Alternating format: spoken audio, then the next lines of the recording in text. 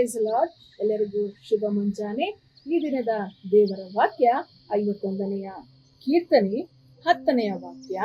ದೇವರೇ, ನನ್ನಲ್ಲಿ ಶುದ್ಧ ಹೃದಯವನ್ನು ನಿರ್ಮಿಸು, ನನಗೆ ಸ್ಥಿರ ಚಿತ್ತವನ್ನು ಅನುಗ್ರಹಿಸಿ ನನ್ನನ್ನು ನೂತನಪಡಿಸು.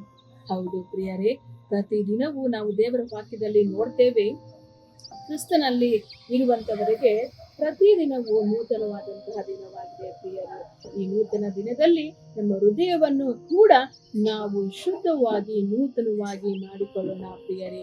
ದೇವರಲ್ಲಿ ನಮ್ಮನ್ನೇ ನಾವು ಒಪ್ಪಿಸಿಕೊಟ್ಟವರಾಗಿ ನಮ್ಮ ಹೃದಯವನ್ನ ನೂತನವಾಗಿ ಮಾಡಿ ಶುದ್ಧವಾದ ಹೃದಯವನ್ನ ನಿರ್ಮಿಸಿಕೊಂಡವರಾಗಿ ದೇವರಿಗೆ ಸಾಕ್ಷಿಯಾಗಿ ಈ ದಿನದಲ್ಲಿ ಜೀವಿಸೋಣ. ಪ್ರಾರ್ಥನೆ ಮಾಡೋಣ.